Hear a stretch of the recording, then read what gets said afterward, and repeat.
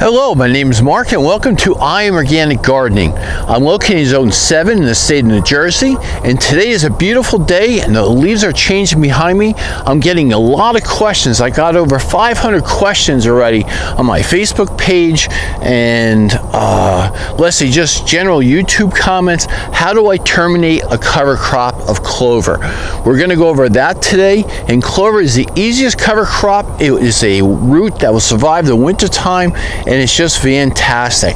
Let me tell you, cover cropping, I do nothing about that. I have a 22-acre organic farm. I use absolutely no fertilizer. I've been cover cropping for 14 years now, and clover is one of my key ingredients I use in a cover crop. If you just don't do anything else except use clover, now there's all different varieties, mix them up if you want to, and just find out what the proper, let's say, seeding rate or planting time in your area. It's so easy to terminate, and I want you to show you how to do it this easily and how quick it is in your garden. Here we have a nice stand of clover. Now, clover is a great thing to grow in your garden. It doesn't overtake it, but we're going to show you how to terminate it. I'm getting a lot of questions how to terminate clover in the garden. It's actually a great cover crop. It will overwinter. There's two types of cover cropping. There's overwinter cover cropping. So this will stay alive over winter because the roots, even if they freeze, will not die off. That's what an overwintered cover crop is. What I want to point out first before I cut this down is the cover crop is tilling your soil. That's very important to understand. Your cover crop is your tilling method in the soil, just like nature has been doing it for millions of years or billions of years. Those roots that we have, we don't want to touch the roots. We just want to go to the surface of the soil and where the clover is growing out of the soil and cut it off there. You have lots of options how to tackle your cover crop. Whatever is easiest for you to do, that is the right way for you to do it.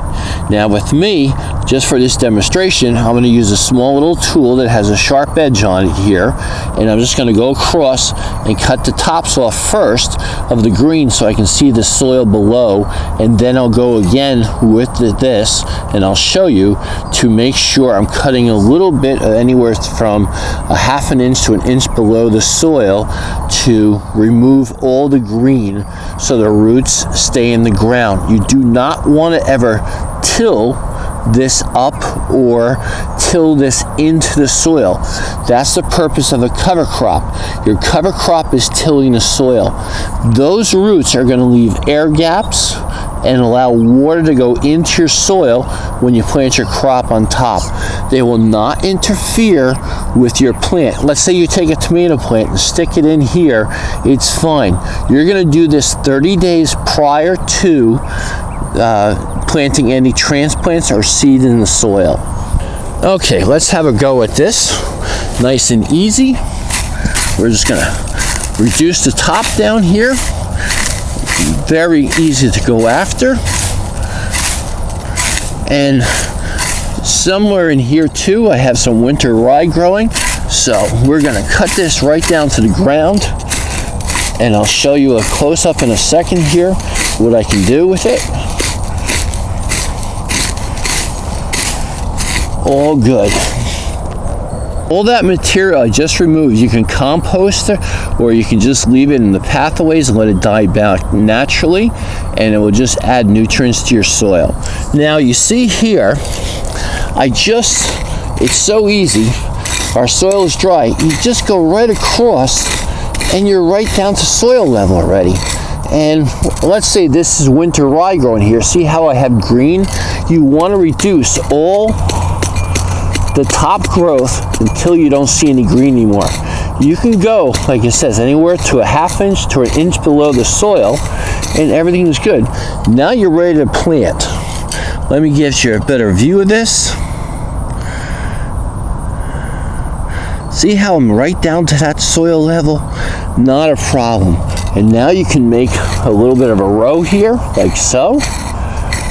And at the proper depth, you can just put in there Let me see if I can get something better here. I just made a little, let's say, small hole in the ground there. You can see here, and you can plant your seeds in there, or you can make a larger hole and plant in your tomato plant or any type of transplants. This is all good. This soil now has roots in the ground here, and again, it will not get in the way. Do not fear it. I know this might be new to some people, but the roots are the tillage of the soil. Now if I water this, all the water will go right in the ground instead of running off, because I have all those passageways in here. It's like someone just took, let's say, a small metal rod or fork and stuck all holes in the ground. That's what it's there for. You can take this beautiful clover that you can plant now in the fall, have it over winter in your area. Winter is definition by, let's say, at least 3 weeks of cold weather below 32 degrees Fahrenheit. And then you can let it grow all through the springtime, and you want, again, just terminate that cover crop about 30 days prior to you planting your transplants or seeds in the ground. Clover is that easy to terminate, and so is everything else. The only one that you might have a problem with is winter rye, and we'll discuss that in another video. And you saw how quickly we went from just a nice growing clover that is at least, let's say, anywhere from 6 to 12 inches tall, and we cut that down to that in just a matter of seconds. That's why you should never fear cover cropping. And the key to cover cropping, again, is the roots in the ground that's going to give you aeration and air in your soil. That's 50% of your soil. 50% of that soil right there is air and water, and that's what you want. You want to get that water back in the ground over the winter time, and you want to store it up. And the other beautiful thing, that any kind of perennial root in the ground or cover crop that doesn't die over winter will grow something called mycorrhizal fungi. That is microscopic. You have to look at it at 400 magnification to actually see it. So this plant has here in its roots mycorrhizal fungi that goes into the soil at a very small needles sewing through the soil to open it up and to build soil. That's how you build and grow soil.